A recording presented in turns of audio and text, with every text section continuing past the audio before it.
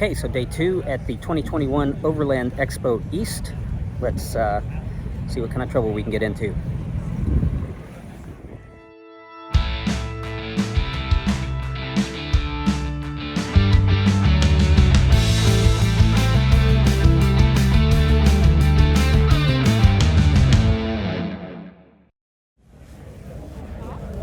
Okay, so today we have interviews with Taxa, American Adventurist, and the founders of OME Gear.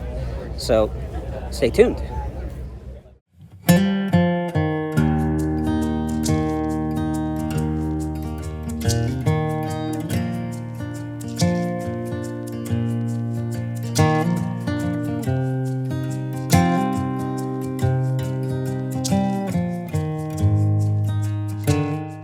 So we're obviously at the Taxa booth here. We are at Overland Expo East, here raining right now, but we're here, Taxa Outdoors. We are currently sitting in a lovely 2021 Overland Tiger Moth. My name is Allie. I'm the creative director of Taxa Outdoors, but although I do technically work for the company, I have a little bit different story because my wife and our 2 kids live in a mantis full time. So once when the pandemic kicked off in March 2020, we set off on kind of a journey. We were tent campers, and I got tired of never sleeping, and I got frankly tired of sleeping on the ground. So we started to investigate camper options. The Taxa Mantis came across our kind of desk, if you will, because it actually had 2 bunks on the front. So we could have dedicated sleeping space for both our boys. And on top of that, we knew that we didn't want a living room on wheels. I didn't want to just travel around and have my kids stare at an iPad all the time. I wanted them to get outside and connect with nature in the way that my wife and I had that we love so much. So we pulled the trigger, we found one and bought it. And we started, kind of photographing our traveling and our camping trips, and Taxa reached out to us, and they were lovely enough to ask us to be in one of their 2021 photo shoots. So we actually started as just like, I guess, real life models, if you will. So yeah, that was in August of 2020. And from there, I kind of connected with them over my creative work and worked with them on some special projects, just one-off. And our relationship just sort of grew from here. And it's weird how that happens, but now I work there. It's weird. But yeah, the Taxa products are very different from any traditional RV. When you learn about the RV industry, a lot of it is about weight, and you want things light, you want things inexpensive, you want them accessible to the public, which is awesome. But they really stood out to me because of the quality of the materials inside. I liked that, with the relatively simple systems, it was easy to update on my own, easy to, fix on my own if something were to kind of go awry. Which thankfully that hasn't happened to me much. But there's just something different about them. They are the outdoor person's camper. They're not full of flat screen TVs. They're not full of recliners. They encourage us to get outside. And one of my favorite things about our Mantis is when we have all the windows open and the awning deployed, it just feels like the outside is an extension of our living space. It's not separated. But as cheesy as it sounds, I always tell people that the purchase of our Mantis was easily the most life-changing decision we ever made. We bought it to camp in, and then the next thing we're putting our house on the market, and then we're living in it for 8 months, and then we kind of like camp out in it for a while, and then we just get back on the road. So it's completely changed my family's dynamic. It's completely changed our life. And now my wife and I do have full-time positions, but we travel full-time, and we'll kind of come to our, points of our little headquarters in Texas where we kind of base out of, like, for certain seasons. But I don't know, our life will forever be changed by this one purchase, but I don't think we'd have it any other way. Awesome. So we are at an Overland Expo. Correct, we are. Which is it's a little different than getting out in nature. Correct. What would you say about the structural integrity, the brand overall that even caters to an overlanding community? So I think the overlanding community is interesting. I've gotten in it kind of by proxy, if you will. So I have to admit, I have a giant truck that is very capable. I have a 2021 Ford F350 trimmer. So she's a big girl and she can do some damage. But what's really nice is I think that Taxa saw an opportunity with the Overland editions. They've had Overland editions for a while, but now with, you know, the pandemic was sort of a blessing in that way, because now people that didn't think they could do it, they're now realizing that's something not only that they want to do, but that they're capable of. So what's nice is with all the Overland editions here, you've got all the Taxa quality that they're known for, but then you've got the 2 extra inches of ground clearance. You've got the lock and roll hitch. You've got we've got timber and axles on these, and these mega beefy stabilizers, which I don't know why that's my favorite feature, but I just love them. But with this community, I think it's interesting because a lot of it is about, you know, being compact. So the Tiger Moth that we're sitting in now is a great example of what I would say, aside from the Woolly Bear trailer, is really good, a really good overlanding option, because it's not pulling your tow vehicle down. It's easy to deploy when you want to take, you know, your Jeep off-roading in Moab or whatever, but you still got all those, like, you got a little more creature comforts. You don't just have the rooftop tent. It's definitely for a specific group. Most overlanders I've found, they really like the single setup. They like to have it all in one, but I'm obviously a little biased to trailers, but you know, we've gotten into it more, and now all the models, with the exception of the Woolly Bear, have an Overland edition. Awesome. So what's next for you? Well, this new venture with Taxa is fresh. I literally will, I think, officially be on the books November 1st, which is exciting for me. Excellent. Congratulations. Thank you so much. I'm very happy to be here. So I'm really just looking forward to diving in and helping this brand reach new areas. Really digging into the overlanding community, because it's been very good to me. It's been wonderful to my family, and I'm just excited to see growth there, and even branching into more of, you know, maybe some areas we haven't touched yet, like the hunting community, you know, things of that nature. So I'm just looking forward to, I don't know, I'm a bit of a stoic, so I let control go, and I let the universe flow as it needs to, and I'm just a part of the ride. Wonderful. Well, thank you very much. You're so welcome.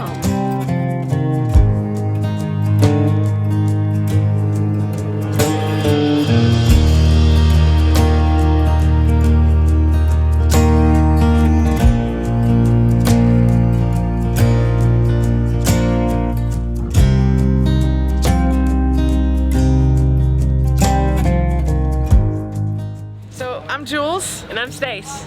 And we are the founders of a company called OME Gear. And it's a really innovative outdoor product made by women. Yes, so we've designed and made by women. Try to think of everything. And it's a cart that hauls all your stuff, and then it easily transforms into a high camping chair, a low beach chair, a fully reclinable lounger, and a camping cot. So yeah, we wanted to design a product that wasn't just for the beach. It was for any time you needed to haul something and have a seat when you got there. That's what, you know, because we're campers, we're beachgoers, and so we wanted to make it multi-purpose for anybody out there to go to children's soccer games or to the festivals, to tailgating, to anything. Yeah, and so its functionality is really important, and then the second thing that's really cool about it is the wheels. So the wheels... We're at the Overland Expo, and so there's all kinds of energy happening here, but the wheels are the only ones that don't require air and actually roll on any terrain, including soft sand. So they work awesome on soft sand. Excellent. You want to give us a demo? Yeah, we'd love to give you a demo. Yeah, Stace? I'll do that. I'm going to take this off so I don't choke myself.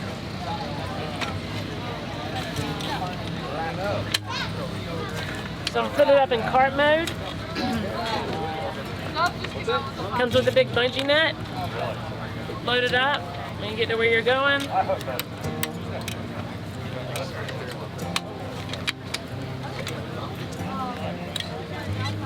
Comes a recliner down into your camping cot. Grab the armrest, please.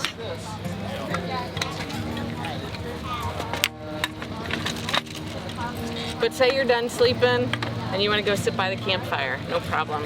It easily converts into a higher camping chair. But say you're not camping. Say you're at the beach. Say you're at the beach and you want to lower to the ground chair. Just flip those armrests over, pull out the legs, and you now have a beach chair that fully reclines. Or you can have a higher back. Or you can have a higher back that goes all the way down. So lots of options.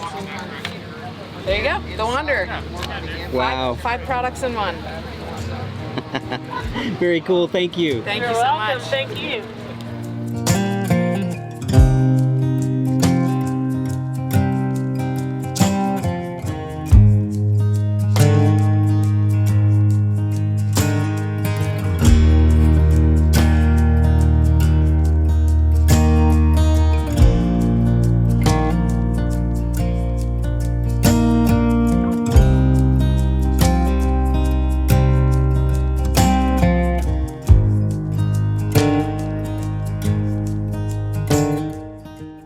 Good morning. Hey, Dave Bennett with American Adventurers here. We're out here at Overland Expo East 2021, having a good time here in Virginia. A little bit about us here at American Adventurers. We're about these three things.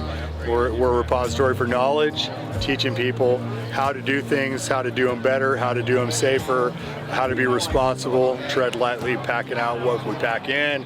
And lastly, those destinations. Hey, you've got all the good gear, you've got the knowledge, you've got it figured out. Where do you go? We've got members in all 50 states, and we're helping people get out there with families and explore America. Check us out.